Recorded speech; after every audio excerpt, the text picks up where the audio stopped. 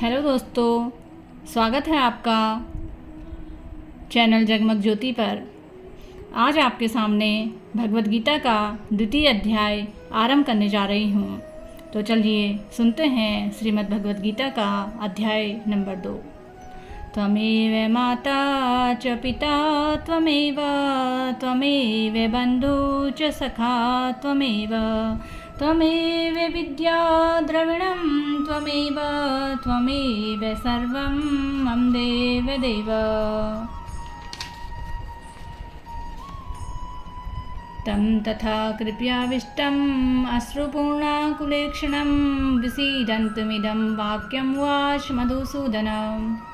संजय बोले, उस प्रकार करुणा से व्याप्त और आंसुओं से पूर्ण तथा व्याकुल नेत्रों वाले शोक युक्त उस अर्जुन के प्रति भगवान मधुसूदन ने यह वचन कहा।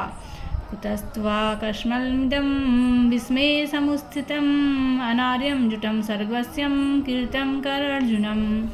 श्री भगवान बोले, हे अर्जुन, तुझे इस असमय में किस मोह किस हेतु से प्राप्त हुआ, क्योंकि न तो यह श्रेष्ठ पुरुषों द्वारा आश्रित है, न स्वर्ग को देने वाला और न कीर्ति को प्राप्त करने वाला है।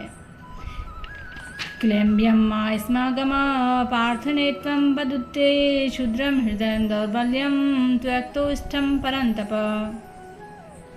हे अर्जुन, नपुंसकता को मत प्राप्त हो, तुझमें यह उचित नहीं जान पड़ती। हे परंतप, हृदय की तुच्छ दुर्बलता को त्याग कर युद्ध के लिए खड़ा हो जा। कथम भीष्म संगम द्रोणं च मधुसूदन इसुभि प्रत्युस्तामे पूज्या वरिसूदन।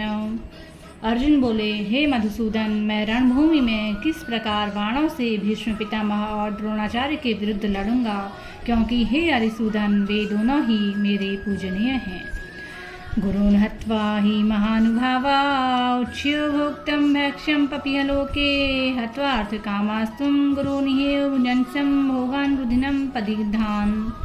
इसलिए इस महानुभाव गुरुजनों को न मारकर मैं इस लोक में भिक्षा का अन्न भी खाना कल्याणकारक समझता हूँ, क्योंकि गुरुजनों को मारकर इस लोक में रुधिर से सने हुए अर्थ और कामरूप भोगों को ही तो भोगूंगा। न चैद्यं कतृनो गरिहो यदा जमे यदि वा नो जयेयु यानो हत्वा न जिजीवसाम स्थित स्थिता प्रमुखे धातराष्ट्रा।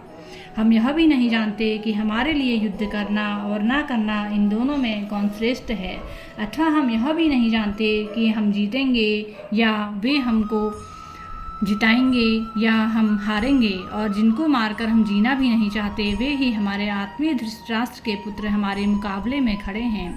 कापण्यम दोषो हत्यम स्वः पृच्छामि त्वां धर्म समुच्चेता यच्छेमि स्नानिश्चं ब्रूहि तन्मे शिष्यतं शादीन् मा त्वां प्रपन्त। इसलिए कायरता रूप दोष से उपहित हुए स्वभाव वाला तथा धर्म के विषय में मोहित चित्त हुआ मैं आपसे पूछता हूँ कि जो साधन निश्चित कल्याणकारक हो वह मेरे लिए कहिए, क्योंकि मैं आपका शिष्य हूँ। इसलिए आपके शरण हुए मुझको शिक्षा दीजिए। न हि प्रपश्यामि ममानुद्या इच्छा लोके कुमेक्षणामि इंद्रियाणाम् अपरं भूमास्वन्दं राज्यं सुराणि अपि चादित्यं। क्योंकि भूमि में निष्कंटक धन धान्य संपन्न राज्य को और देवताओं के स्वामित्व को प्राप्त होकर मैं उस उपाय को नहीं देखता हूँ जो मेरी इंद्रियों के सुखाने वाले शोक को दूर कर सके। एवं मुक्ता ऋषिकेशं गुडाकेशं परन्तप नयोत्सेति गोविंद मुक्त्वा तूष्णीव बभूव। संजय बोले, हे राजन, निद्रा को जीतने वाले अर्जुन अंतर्यामी श्री कृष्ण महाराज जी के प्रति इस प्रकार कहकर फिर श्री गोविंद भगवान से युद्ध नहीं करूँगा, यह स्पष्ट कहकर चुप हो गए।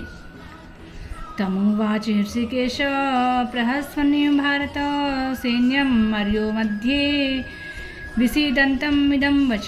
हे भरतवंशी धृतराष्ट्र, अंतर्यामी श्री कृष्ण महाराज दोनों सेनाओं के बीच में शोक करते हुए उस अर्जुन को हंसते हुए यह वचन बोले। अशोच्यान वशोचस्तं प्रज्ञावादांशं भाससे गतासुन गताशुश्चं नानो शोचन्ति पंडिता। श्री भगवान बोले, हे अर्जुन, तू न शोक करने योग्य मनुष्यों के लिए शोक करता है और न पंडितों के से वचनों को कहता है। न त्वहं जातं नासं न त्वं न मे जनाधिपा न चैव न भविष्यामः सर्वे वयं पतः परम।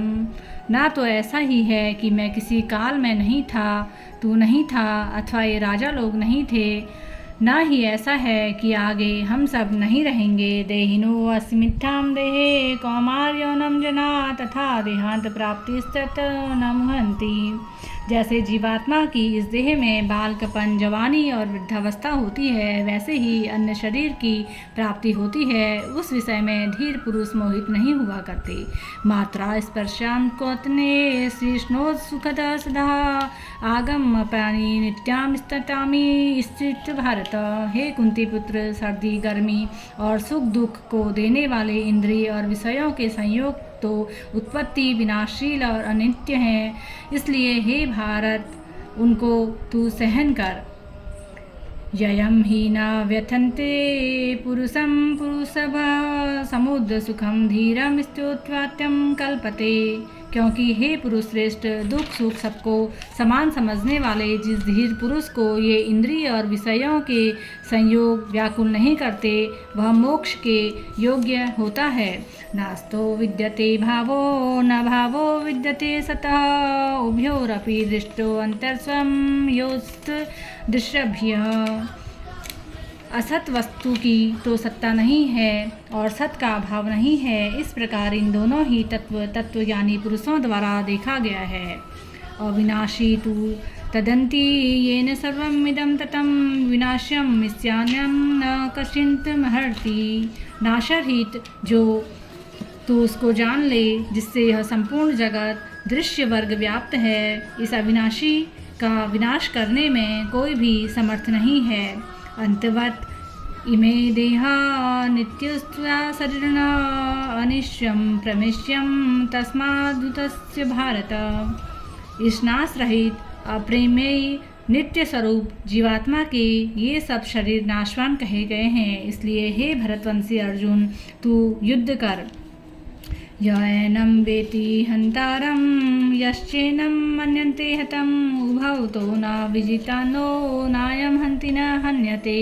जो इस आत्मा को मारने वाला समझता है और जो इसको मरा हुआ मानता है, वे दोनों ही नहीं जानते, क्योंकि यह आत्मा वास्तव में ना तो किसी को मारता है और ना किसी के द्वारा मारा जाता है। न जायते म्रियते वा कदाचित् नान्यं भूत्वा भवितो न भुवा जो नित्यं शाश्वतं पुराणो न हन्यन्ते हन्यमाने शरीरे। यह आत्मा किसी काल में ना तो जन्मता है, न मरता है और न उत्पन्न होकर फिर होने वाला है, क्योंकि यह अजन्मा, नित्य, सनातन और पुरातन है। शरीर के मारे जाने पर भी यह नहीं मारा जाता। वेदा विनाशनम नित्यम येन मज्यम कथम स पुरुषो पार्थम कम घात्यान्निहन्तिकम। हे प्रथापुत्र अर्जुन, जो इस पुरुष को, इस आत्मा को नाश रहित, नित्य, अजन्मा और अव्यय जानता है, वह पुरुष कैसे किसको मरवाता है और कैसे किसको मारता है। वासांसि जीर्णानि यथा विहावो नवानि गृह्णन्ति नरो प्राणी तथा शरीराणि विहाय जीर्णान्यानि संयान्ति नवानि देहि। जैसे मनुष्य पुराने वस्त्रों को त्याग कर दूसरे नए वस्त्रों को धारण करता है, वैसे ही जीवात्मा पुराने शरीरों को त्याग कर दूसरे नए शरीरों को प्राप्त होती है। नैनं छिद्यन्ति शस्त्राणि नैनं दहति पावका न चैनं क्रीडन्ते आपो न शोषयति मारुत। इस आत्मा को शस्त्र नहीं काट सकते, इसको अग्नि जला नहीं सकती, इसको जल गला नहीं सकता और वायु इसको सुखा नहीं सकती। अच्छेद्योत्यो अद्माभ्यं क्लेशोऽशोच्यैव च नित्यं सर्गतो स्थावरचलं सनातन। क्योंकि यह आत्मा अध्यक्ष है, यह आत्मा अध्यायी, अक्लेद्य और निसंदेह अशोच्य है तथा यह आत्मा नित्य, सर्वव्यापी, अचल, स्थिर और सनातन है। अव्यक्तो अमिच्यो अविकार्यो यमुच्यते तस्मादेवं विधि चैन्वं नानोऽशोच्यति महर्षि। यह आत्मा अव्यक्त है, यह आत्मा अचिंत्य है, यह आत्मा विकार रहित है। इससे हे अर्जुन, इस आत्मा को उपयुक्त प्रकार से जानकर तू शोक करने योग्य नहीं है, अर्थात तुझे शोक करना उचित नहीं है। अथम चैनम नित्यजातं नित्यं वा मनस्य मित्तं तथापि त्वं महाबालो नैवं शुष्यन्ति महर्षि। किंतु यदि तू इस आत्मा को सदा जन्मने वाला तथा सदा मरने वाला मानता है तो भी हे महाबाहो तू इस प्रकार के शोक करने को योग्य नहीं है। जातस्य हि ध्रुवो मृत्यु ध्रुवं जन्म मृत्यश्च च तस्माद् परिहार्थेन त्वं शोष्यन्ति महर्षि। क्योंकि इस मान्यता के अनुसार जन्मे हुए की मृत्यु निश्चित है, इससे हम इस बिना उपाय वाले विषय में तू शोक करने को योग्य नहीं है। अव्यक्तादीनि भूतानि व्यक्त मध्यानि भारत अव्यक्त निध्यानानं तत्र त परिदेवनाम। हे अर्जुन, संपूर्ण प्राणी जन्म से पहले अप्रकट थे और मरने के बाद भी अप्रकट हो जाने वाले हैं, केवल बीच में ही प्रकट हैं। फिर ऐसी स्थिति में क्या शोक करना। आश्चर्य पश्यति कदितेनो मार्यास्ति तथैव चान्य आश्चर्यवचनं मन्यं शृणाति श्रुत्वा वेद्य च प्रतिश्च। कोई एक महापुरुष ही इस आत्मा को आश्चर्य की भांति देखता है और वैसे ही दूसरा कोई महापुरुष ही इसके तत्व का आश्चर्य की भांति वर्णन करता है तथा कोई दूसरा अधिकारी पुरुष ही इसे आश्चर्य की भांति सुनता है और कोई कोई तो इसको सुनकर भी नहीं जानते हैं। देहि नित्यम अद्भुता देहे सर्वस्य भारत तस्मा सर्वाणि भूतानि न त्वं शोष्यन्ति महर्षि। हे अर्जुन, इस आत्मा सबके शरीर में सदा ही अवध्य है, इस कारण संपूर्ण प्राणियों के लिए तू शोक करने योग्य नहीं है तथा अपने धर्म को देखकर भी तू भय करने योग्य नहीं है। अर्थात तुझे भय नहीं करना चाहिए, क्योंकि क्षत्रिय के लिए धर्मयुक्त युद्ध से बढ़कर दूसरा कोई कल्याणकारी कर्तव्य नहीं है। तदिश्चाचोपन्नम स्वर्गद्वारं पावितं सुखिनः क्षत्रिया पार्थं लभन्ते युद्धमर्दृशम्। हे पार्थ, अपने आप को प्राप्त हुए और खुले हुए स्वर्ग के द्वार रूप इस प्रकार के युद्ध को भाग्यवान क्षत्रिय लोग ही पाते हैं। अथ चेत्तं यं धर्मं संग्रामं न करिष्यसि स्वधर्म कीर्तिश्च हित्वा पापं विश्वसि। किंतु यदि तू इस धर्मयुक्त युद्ध को नहीं करेगा तो स्वधर्म और कीर्ति को खोकर पाप को प्राप्त होगा।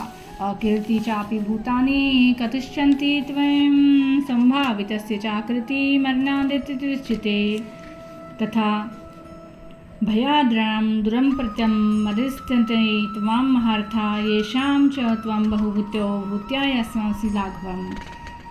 और जिनकी दृष्टि में तू बहुत पहले सम्मानित होकर अब लघुता को प्राप्त होगा, वे महारथ ही लोग तुझे भय के कारण युद्ध से हटा हुआ मानेंगे। तेरी वैरी लोग तेरे सामर्थ्य की निंदा करते हुए तुझे बहुत से न कहने योग्य वचन भी कहेंगे, उससे अधिक दुख और क्या होगा। हतो वा प्राप्स्यसि स्वर्ग जित्वा वा भोक्ष्यसे महीम् तस्मादुत्तिष्ठ कौन्तेय युद्धाय कृतनिश्चयः।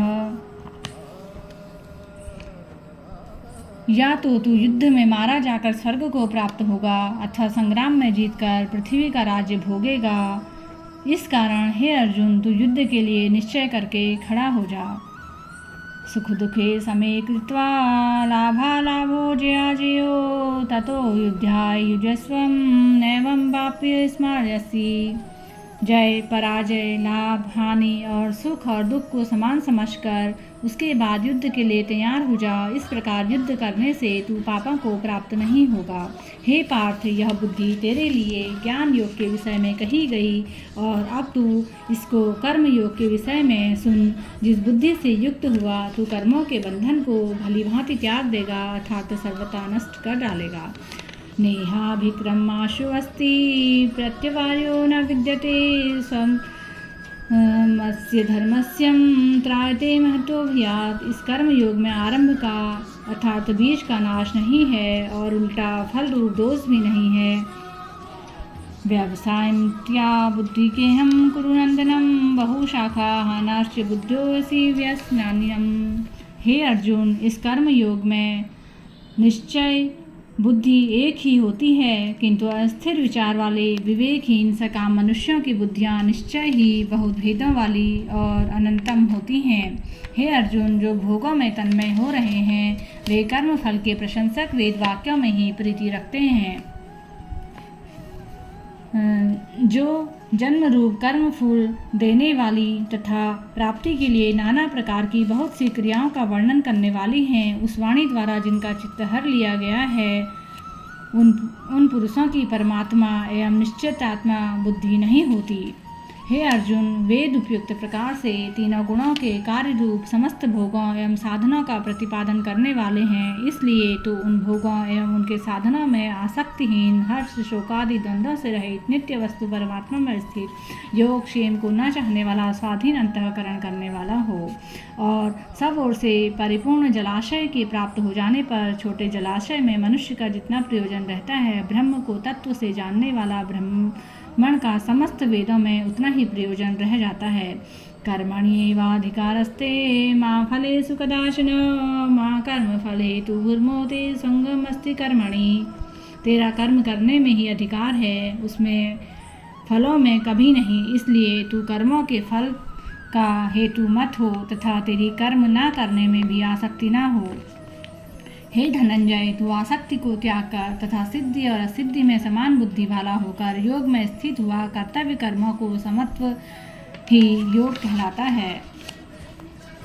इस समत्व रूप बुद्धि योग से सकाम कर्म अत्यंत ही निम्न श्रेणी का है। इसलिए हे धनंजय, तू समबुद्धि में रक्षा का उपाय ढूंढ अर्थात बुद्धि योग का आश्रय ग्रहण कर, क्योंकि फल के हेतु बनने वाले अत्यंत दीन है। समबुद्धि युक्त पुरुष पुण्य और पाप दोनों को इसी लोक में त्याग देता है अथवा उनसे मुक्त हो जाता है। इसलिए तू समत्व रूप योग में लग जा। यह समत्व रूप योग ही कर्मों में कुशलता है अर्थात कर्म बंधन से छूटने का उपाय है। कर्मज बुद्धियुक्ता हि फलं त्यक्तमैष्णा जन्मन् बन्धस्य मृत्युमुक्तात् गच्छन्तं यज्ञम्। किंतु समय बुद्धि से युक्त ज्ञानी जन कर्मों में उत्पन्न होने वाले फल को त्याग कर जन्म रूप बंधन से मुक्त हो निर्विराग परम पद को प्राप्त हो जाते हैं। जिस काल में तेरी बुद्धि मोह रूप दलदल को भलीभांति पार कर जाएगी, उस समय तू सने हुए और सुने हुए आने वाले लोक और परम लोक संबंधी सभी भोगों से वैराग्य को प्राप्त हो जाएगा। भांति भांति के वचनों को सुनने से विचलित हुई तेरी बुद्धि और परमात्मा में अचल और स्थिर ठहर जाएगी। तब तू योग को प्राप्त हो जाएगा। अर्जुन बोले, हे केशव, समाधि में स्थित परमात्मा को प्राप्त हुए स्थिर बुद्धि पुरुष का क्या लक्षण है?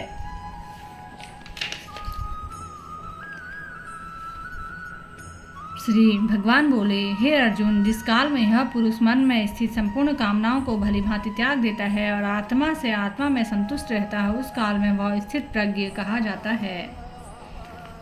दुखों की प्राप्ति होने पर जिनके मन में उद्वेग नहीं होता, सुखों की प्राप्ति में जो सर्वथा निस्पृह है तथा जिनके राग भय और क्रोध नष्ट हो गए हैं, ऐसा मुनि स्तर बुद्धि कहा जाता है। यह सर्वतामस्त्यम स्थितः प्राप्य शुभाशुभम न भिन्नति न दृष्टि तस्य प्रज्ञा प्रतिष्ठिता। जो पुरुष सर्वत्र स्नेह रहित हुआ उस शुभ तथा अशुभ वस्तु को प्राप्त होकर न प्रसन्न होता है न द्वेष करता है, उसकी बुद्धि स्थिर है।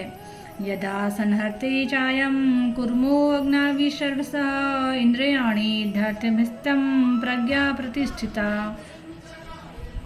और कछुआ सब ओर से अपने अंगों को जैसे समेट लेता है, वैसे ही जब यह पुरुष इंद्रियों के विषयों से इंद्रियों को सब प्रकार से हटा लेता है, तब उसकी बुद्धि स्थिर है। विषया विनर्ततं निहारस्य देहिना रसज्वसं रसवस्यं परम दृष्टा निवर्तिते।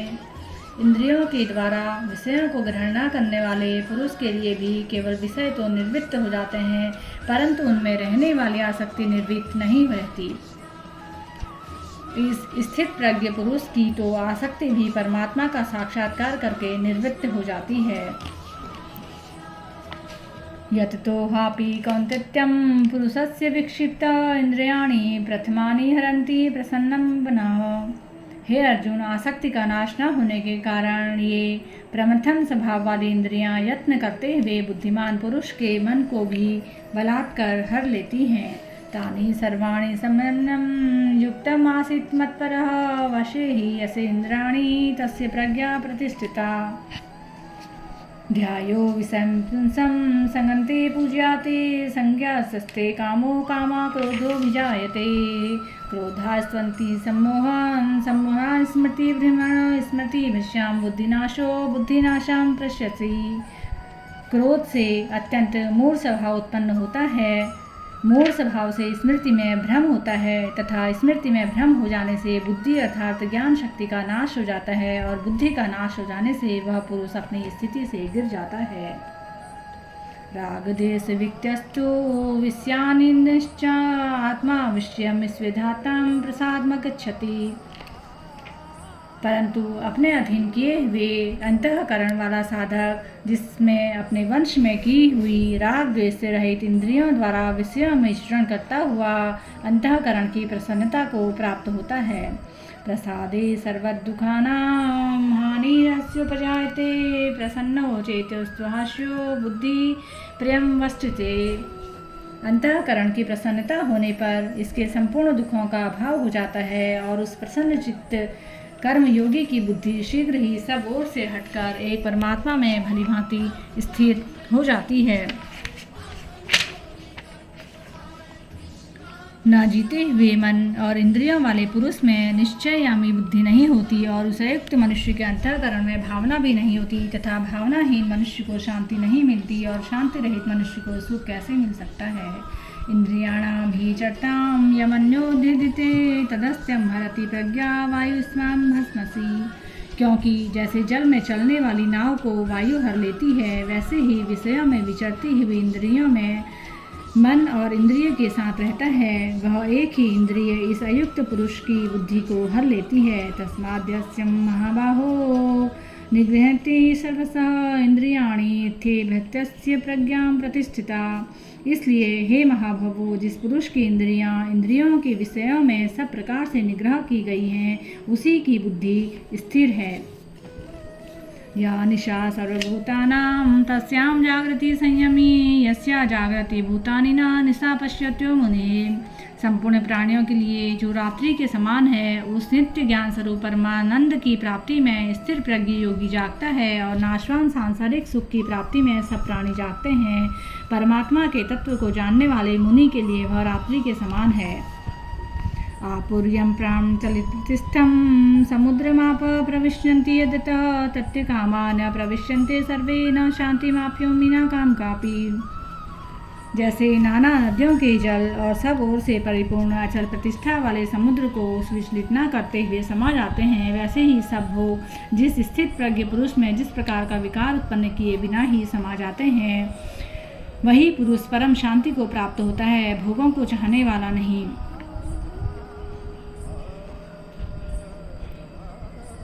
विहाय कामान्य समुष्यं नश्चरति निष्पन्नः निर्ममो निरंकारं च शान्तिमगच्छन्ति। जो पुरुष संपूर्ण कामनाओं को त्याग कर ममता रहित अहंकार रहित और स्पृहा रहित हुआ विचरता है वही शांति को प्राप्त होता है, अर्थात वह शांति प्राप्त की है।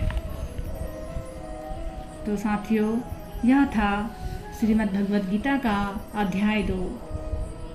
जल्दी ही आपके सामने प्रस्तुत करूंगी श्रीमद् भगवद गीता का अध्याय 3।